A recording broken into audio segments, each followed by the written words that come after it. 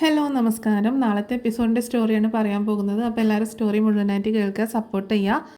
ബാലചന്ദ്രൻ എല്ലാ കാര്യങ്ങളും എങ്ങനെ അറിഞ്ഞു എന്നതിലുള്ള ഒരു ടെൻഷനിലാണ് ഗംഗാധര മേനോനും ഭാര്യ മാലതിയും.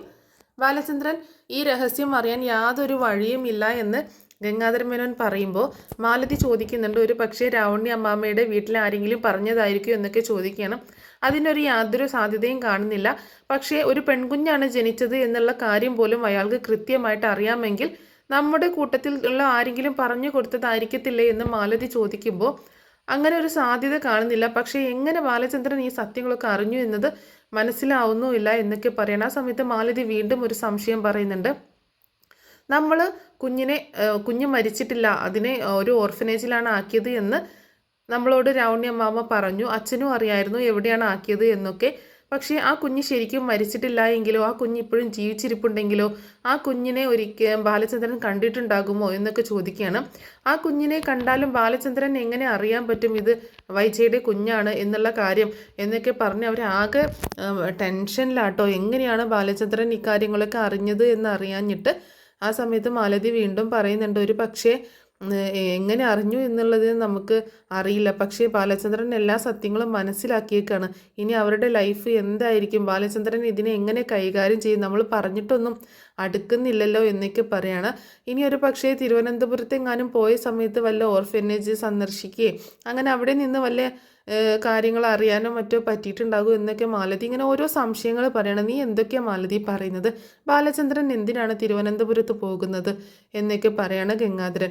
നമ്മൾ ആ കുഞ്ഞിനെ ഒരു ഓർഫനേജിൽ ഏൽപ്പിച്ചിരുന്നു എന്ന് വൈജ അറിയുന്ന ഒരു നിമിഷം ഉണ്ടല്ലോ, ഒരിക്കലും വൈജ നമ്മളോട് ക്ഷമിക്കത്തില്ല, നമ്മളോട് യുദ്ധത്തിന് വരും അവൾ. കാരണം അവളുടെ കുഞ്ഞിനെ അവളിൽ നിന്ന് അകറ്റി അവളെ മറ്റൊരു ജീവിതത്തിലേക്ക്, അവളൊട്ടും ആഗ്രഹിക്കാത്ത ജീവിതത്തിലേക്ക് തള്ളിവിട്ടു എന്നുള്ള ആ ഒരു ദേഷ്യമുണ്ടല്ലോ, അതൊരിക്കലും അവളുടെ മനസ്സിൽ നിന്ന് പോവത്തില്ല. ആ ഒരു കാര്യം മനസ്സിലുള്ളത് കൊണ്ടാണ് ബാലചന്ദ്രനുമായിട്ട് തന്നെ ഉള്ള കുടുംബ ബന്ധം അത്ര സുഖകരമല്ലാത്തത്.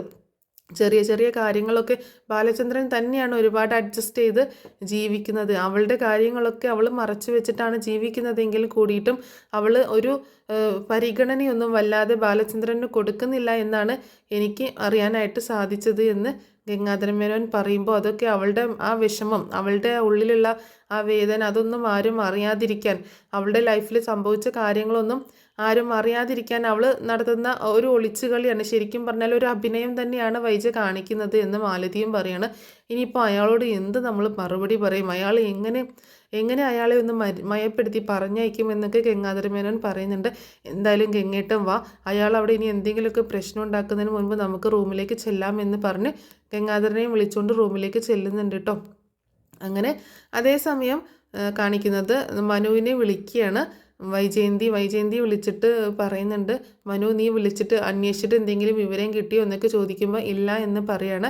ഇനിയിപ്പോൾ എവിടെ പോയതാണ് എന്താണെന്നൊന്നും ഒരു വിവരവും ഇല്ലല്ലോ, ഇനിയിപ്പോൾ എന്താ ചെയ്യുക എന്നൊക്കെ ചോദിക്കുന്നുണ്ട് വൈജയന്തി മനുവിനോട്. നീ എവിടെയാണെന്ന് ചോദിക്കുമ്പോൾ ഞാൻ ഇപ്പോൾ നാട്ടിലേക്ക് കൊല്ലപ്പള്ളിയിലേക്ക് വന്നുകൊണ്ടിരിക്കുകയാണ് എറണാകുളത്ത് നിന്ന് എന്ന് പറയണം. എന്നാൽ മനു നീ പെട്ടെന്ന് വാ, എനിക്ക് യാതൊരു സമാധാനവും ഇല്ല എന്നൊക്കെ പറയുന്നുണ്ട് വൈജ.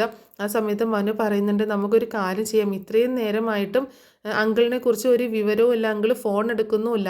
അപ്പോൾ നമുക്ക് ഒരു കാര്യം ചെയ്താലോ, നമുക്ക് ഒന്ന് പോലീസിൽ കംപ്ലൈൻറ്റ് ചെയ്താലോ എന്ന് ചോദിക്കുമ്പോൾ വൈജയന്തി ആകെ ഷോക്കാവുന്നുണ്ട്. മനു നീ എന്താ പറയുന്നത്? പോലീസിൽ കംപ്ലൈൻറ്റ് ചെയ്യാനോ?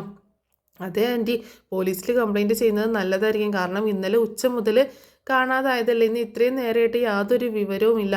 അപ്പോൾ വൈജയന്തിക്ക് അത് ഒരു നാണക്കേടായിട്ട് തോന്നുകയാണ്. അപ്പോൾ വൈജയന്തി പറയുന്നുണ്ട്, അതൊന്നും വേണ്ട മനു, അതൊക്കെ നാട്ടുകാർ അറിഞ്ഞു കഴിഞ്ഞാൽ ആകെ പ്രശ്നമല്ലേ, ആകെ മാനക്കേടല്ലേ, ബാലചന്ദ്രനെ കാണാനില്ല എന്നൊക്കെ പറയുന്നുണ്ട് കേട്ടോ. ആ സമയത്ത് മനു പറയുന്നുണ്ട്, ആൻറ്റിക്ക് ആൻറ്റിയുടെ ഭർത്താവാണോ വലുത്, അതല്ല ആൻറ്റിയുടെ അഭിമാനമാണോ വലുത്? അഭിമാനമാണ് വലുതെന്നുണ്ടെങ്കിൽ പോലീസിൽ കംപ്ലൈൻ്റ് ഒന്നും ചെയ്യേണ്ട ആവശ്യമില്ല. പക്ഷേ ഭർത്താവാണ് വലുത് എന്നുണ്ടെങ്കിൽ ആൻറ്റി പോലീസിൽ കംപ്ലൈൻറ്റ് ചെയ്യുന്നത് നന്നായിരിക്കും എന്ന് പറയാണ് ബാലചന്ദ്രൻ, മനു കേട്ടോ വൈജയന്തിയോട്. അപ്പോൾ എന്ത് ചെയ്യണം എന്നുള്ള ഒരു ടെൻഷനിലാണ് വൈജയന്തി. എന്താണെങ്കിലും ആൻറ്റി റെഡി ആയിട്ട് വാ, നമുക്ക് അന്വേഷിക്കാം, നമുക്കൊന്ന് നോക്കാം എന്നൊക്കെ പറയുന്നുണ്ട്. അങ്ങനെ പിന്നെ ഫോൺ വയ്ക്കുന്നുണ്ട്. പിന്നീട് കാണിക്കുന്നത് നമ്മുടെ ബാലചന്ദ്രനും മാലതിയും ഗംഗാധര മേനോനും കൂടി സംസാരിക്കുന്നതാണ്. ഗംഗാധരൻ വന്നിട്ട് ഇയാളോട് മയപ്പെട്ട് ഇങ്ങനെ സംസാരിച്ച് തുടങ്ങുന്നുണ്ട്. അപ്പം ബാലചന്ദ്രൻ ഒട്ടും അടുക്കാൻ തയ്യാറല്ല കേട്ടോ. അയാളുടെ സംസാരം എന്ന് പറഞ്ഞിട്ടുണ്ടെങ്കിൽ താൻ വഞ്ചിക്കപ്പെട്ട ഒരു മനുഷ്യനാണ്. 22 വർഷമായിട്ട് വഞ്ചിക്കപ്പെട്ടാണ് താൻ ജീവിക്കുന്നത്. അതും എങ്ങനെ തന്നെ അനുസരിച്ച് തന്നെ സ്നേഹിച്ച് ജീവിക്കുന്ന ഒരു ഭാര്യയായിരുന്നു എങ്കിൽ പോട്ടെ, കുഴപ്പമില്ല എന്ന് വെക്കാമായിരുന്നു. പക്ഷെ അങ്ങനെയല്ല. വൈജയന്തി അയാളോട് പെരുമാറുന്നതും അയാളെ അനുസരിക്കാതിരിക്കുന്നതും, അതായത് ഒരു ഭർത്താവ് എന്നുള്ള ഒരു സ്നേഹമോ പരിഗണനയോ ഒന്നും തന്നെ വൈജയന്തി ബാലചന്ദ്രന് കൊടുത്തിട്ടുണ്ടായിരുന്നില്ല. വൈജയന്തി പറയുന്ന കാര്യങ്ങൾ മാത്രം വീട്ടിൽ നടപ്പാക്കുക, വൈജയന്തി പറയുന്ന കാര്യങ്ങൾ നടക്കുക. വൈജയന്തിക്ക് മാത്രമായിരുന്നു അവിടെ വോയിസ് ഉണ്ടായിരുന്നത്. എപ്പോഴും വലിയ കൊമ്പത്തെ വീട്ടിലെ വിശേഷങ്ങൾ പറയുകയും ചെയ്യും. എന്നിട്ട് ഞാൻ വലിയ കൊമ്പത്തെ വീട്ടിലെ ആളാണ്, അല്ലാതെ വേറെ എവിടത്തെയും ഒരു ആശ്രിതരായ ആൾക്കാരൊന്നും അല്ല എന്നൊക്കെ പറഞ്ഞ് വലിയ വീരവാദവും പറയും. മിക്ക സമയത്തും അപമാനിക്കും ഒക്കെ ചെയ്യുന്ന ഒരു പ്രവൃത്തിയായിരുന്നു വൈജയന്തിക്ക് ഉണ്ടായിരുന്നത്. അപ്പോൾ അതുകൊണ്ട് തന്നെ ഒട്ടും നല്ലൊരു ദാമ്പത്യ ജീവിതമായിരുന്നില്ല അവരുടേത്. ഇപ്പം എന്താണെങ്കിലും വൈജയന്തി ഒട്ടും ആഗ്രഹിക്കാതെയാണ് ബാലചന്ദ്രൻ്റെ ജീവിതത്തിലേക്ക് കടന്നു വന്നത് എന്നുള്ള കാര്യം കൂടെ മനസ്സിലാക്കുകയാണ്. വൈജയന്തിക്ക് ഒട്ടും താല്പര്യം ഉണ്ടായിരുന്നില്ല. ബാലചന്ദ്രൻ വെറും വിഡ്ഢിയായിപ്പോയി എന്നുള്ളൊരു ചിന്ത അയാളെ കൂടുതൽ മാനസികമായിട്ട് വിഷമിപ്പിക്കുകയാണ്. അതാണ് അയാളെ ഏറ്റവും കൂടുതൽ വിഷമിപ്പിക്കുന്നത്. താൻ ഇത്രയും വർഷം ഇവരുടെയൊക്കെ മുന്നിൽ ഒരു വിഡ്ഢി വേഷം കെട്ടിക്കൊണ്ടിരിക്കുകയായിരുന്നു, ഒരു വിഡ്ഢിയായ ഭർത്താവായിട്ട് വേഷം കെട്ടി ആടുമായിരുന്നല്ലോ എന്നുള്ള ഒരു ചിന്തയാണ് അയാളുടെ മനസ്സിൽ. തന്നെ കാണുമ്പോഴൊക്കെ ഇവരുടെ മനസ്സിലൊക്കെ തന്നെ പരിഹാസമായിരിക്കും. കാരണം ഒരു പ്രസവം ഒരാളുടെ കൂടെ പോയി താമസിച്ച് ഒരു കുഞ്ഞിനെ പ്രസവിച്ച ഒരു പെണ്ണിൻ്റെ കൂടെ ഒന്നും അറിയാതെ ഒരു പൊട്ടനായിട്ട് ഇത്രയും കാലം ജീവിക്കുകയായിരുന്നല്ലോ എന്നുള്ള ഒരു ചിന്ത അത് അവരുടെ മനസ്സിലും ഉണ്ടാകും. അപ്പോൾ തന്നെ കാണുമ്പോൾ അവർക്ക് ആ ഒരു ചിന്ത വന്നിട്ടുണ്ടാവുമല്ലോ എന്നുള്ളതൊക്കെ ഓർത്തിട്ട് തന്നോട് തന്നെ പുച്ഛം തോന്നുകയാണ് ബാലചന്ദ്രന്. അത്രയും ഭയങ്കരമായിട്ട് തകർന്നു പോവുക കേട്ടോ ആ മനുഷ്യൻ. ശരിക്കും നമുക്ക് ഫീൽ ചെയ്യും ബാലചന്ദ്രൻ്റെ അവസ്ഥ. ശരിക്കും ഒരിക്കലും ബാലചന്ദ്രനോട് നമുക്ക് വെറുപ്പോ ദേഷ്യമോ ഒന്നും തോന്നത്തില്ല. കാരണം അയാൾ പറയുന്നതൊക്കെ ശരിയാണ്, അയാളുടെ ഭാഗത്ത് തന്നെയാണ് ന്യായം. അങ്ങനെ ഗംഗാധരമേനോൻ വന്നിട്ട് വീണ്ടും സംസാരിക്കുന്നുണ്ട്. ബാലചന്ദ്രൻ ഇപ്പോൾ വീട്ടിലേക്ക് എല്ലാം നമുക്ക് പിന്നീട് സംസാരിക്കാം എന്നൊക്കെ പറയുമ്പോൾ ഞാൻ ഇനി ഏത് വീട്ടിലേക്ക് പോകാനാണ്? ഇനി വീടും ഇല്ല, കുടുംബവും ഇല്ല, ഒന്നുമില്ല എന്ന് പറയാട്ടോ. നിങ്ങൾ എന്താ ബാലചന്ദ്രൻ ഇങ്ങനെ സംസാരിക്കുന്നതെന്ന് മാലതി ചോദിക്കുമ്പോൾ ഞാൻ എങ്ങനെ പിന്നെ സംസാരിക്കണം? പിന്നെ എങ്ങനെ ഞാൻ സംസാരിക്കണം? എൻ്റെ കുടുംബം, വിവാഹ ജീവിതം എന്ന് പറഞ്ഞിട്ടുണ്ടെങ്കിൽ ഇപ്പോൾ എൻ്റെ കയ്യിലൊരു കത്തിയുണ്ട്. ആ കത്തി കൊണ്ട് അത് അറുത്ത് മാറ്റി ഇടാൻ പറ്റുമായിരുന്നു എങ്കിൽ ഇപ്പോൾ ഈ നിമിഷം ഞാൻ ഇവിടെ അത് അറുത്ത് മാറ്റിയിട്ടേനെ എന്ന് പറയണം. അപ്പോൾ അത് കേൾക്കുമ്പോൾ ഗംഗാധര മേനോനും മാലതിക്കും ഭയങ്കര ഷോക്കാവുന്നുണ്ട്. നിങ്ങൾ എന്താ ബാലചന്ദ്ര ഈ പറയുന്നത്? കുടുംബ ബന്ധം മുറിച്ചു മാറ്റാനോ? നമ്മൾ പറയുന്നത് പോലെയൊന്നുമല്ല, അത് മുറിച്ചു മാറ്റാൻ എളുപ്പമാണ്. പക്ഷേ ഒരു കുടുംബം മുന്നോട്ട് കൊണ്ടുപോകാനല്ലേ ഭയങ്കര ബുദ്ധിമുട്ട് എന്നൊക്കെ പറയുമ്പോൾ ആ ഒരു ബുദ്ധിമുട്ട് 22 വർഷം സഹിച്ചവനാണ് ഞാൻ. ആ 22 വർഷം സഹിച്ച് ആ ബുദ്ധിമുട്ട് അനുഭവിച്ചു കൊണ്ടാണ് ഞാൻ എൻ്റെ കുടുംബം മുന്നോട്ട് കൊണ്ടുപോയിരുന്നത്. ഇപ്പോഴല്ലേ അത് എൻ്റെ കുടുംബമായിരുന്നില്ല എന്ന് മനസ്സിലായത് എന്ന് പറയുമ്പോൾ അതെന്താ ബാലചന്ദ്ര നിങ്ങൾ അങ്ങനെ പറയുന്നതെന്ന് ചോദിക്കുകയാണ് മാലതി. എനിക്ക് അങ്ങനെ ഒരു കുടുംബം ഉണ്ടായിരുന്നില്ല മാലതി ഏട്ടത്തി എന്ന് പറയാണ് ബാലചന്ദ്രൻ. ആ സമയത്ത് ബാലചന്ദ്രൻ്റെ വോയിസ് ഒക്കെ ഒന്ന് മാറുന്നുണ്ട് കേട്ടോ. ബാലചന്ദ്രന് ഇങ്ങനെ ഭയങ്കര എന്താ പറയുക, വിഷമത്തോട് കൂടിയിട്ട് ഇങ്ങനെ സംസാരിക്കുകയാണ്. ഈ 22 വർഷവും അവളുടെ ഒരു അടിമയായിട്ടാണ് അവൾ എന്നെ കണ്ടിട്ടുണ്ടായിരുന്നത്. ഏത് സമയത്തും കൊമ്പത്തെ വീട്ടിലെ വർത്താനം മാത്രമേ അവൾക്ക് പറയാനുണ്ടായിരുന്നുള്ളൂ. എന്ത് കാര്യം പറഞ്ഞിട്ടുണ്ടെങ്കിലും കൈതക്കൽ മാളിക വീട്ടിലെ കുഞ്ഞിരാമൻ മേനോൻ്റെ മകളാണ് ഞാൻ എന്ന അഹങ്കാരം സംസാരം മാത്രമേ എൻ്റെ നേരെ ഉണ്ടായിട്ടുള്ളൂ. ഞങ്ങളൊക്കെ വെറും രണ്ടാം തരക്കാർ മാത്രമായിട്ടാണ് എന്നെയും എൻ്റെ കുടുംബത്തെയൊക്കെ അവൾ കണ്ടിരുന്നത്.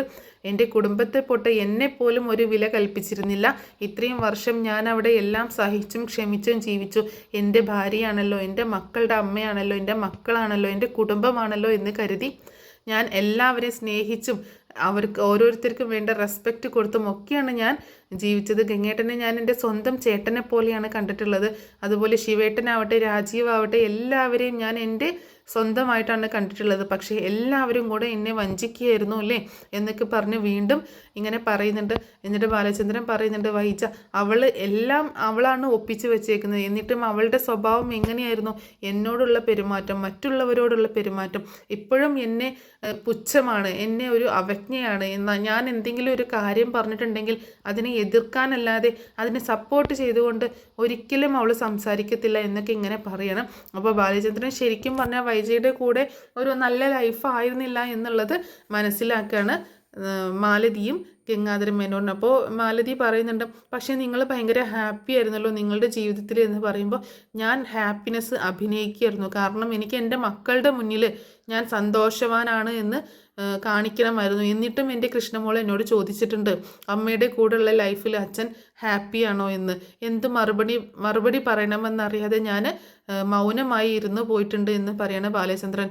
ഇനി എന്താണെങ്കിലും എനിക്ക് ഇത് സഹിക്കാനോ ക്ഷമിക്കാനോ ഒന്നും പറ്റത്തില്ല എന്നൊക്കെ പറയുന്നുണ്ട് ബാലചന്ദ്രൻ.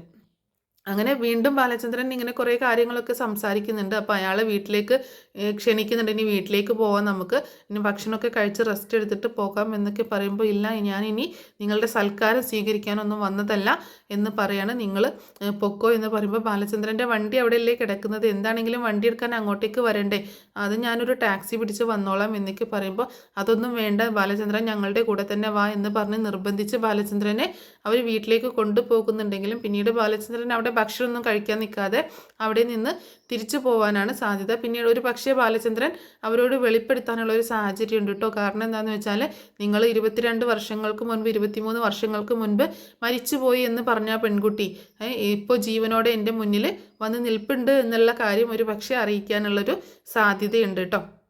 അതിനുശേഷമായിരിക്കും ബാലചന്ദ്രൻ തിരിച്ചു വരുന്നത്.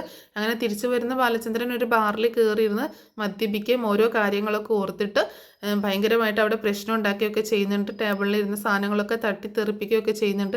ആ ടേബിളിലേക്ക് ഇങ്ങനെ ശക്തിയായിട്ട് അടിക്കുകയാണ്. അതേസമയം വൈജയന്തി ആണെങ്കിൽ ഇനിയിപ്പോൾ മനു പറഞ്ഞതുപോലെ പോലീസിൽ കംപ്ലൈൻറ്റ് ചെയ്യാമെന്ന് തന്നെ തീരുമാനിക്കുകയാണ്. കാരണം ബാലചന്ദ്രനെ കുറിച്ച് ഒരു അറിവുമില്ലല്ലോ. അപ്പം മനുവിനെ കാണാനായിട്ട് വൈജയന്തിയും വീട്ടിൽ നിന്ന് ഇറങ്ങി പുറപ്പെടുന്നുണ്ട് കേട്ടോ. അങ്ങനെ മനു വന്നിട്ട് പോലീസിൽ വിവരം കൊടുക്കാം എന്ന് തീരുമാനിച്ചിട്ട് വീട്ടിൽ നിന്ന് ഇറങ്ങി പോവുകയാണ്. അതിനൊക്കെ ശേഷമായിരിക്കും ബാലചന്ദ്രൻ മിക്കവാറും വീട്ടിലെത്തുന്നതും.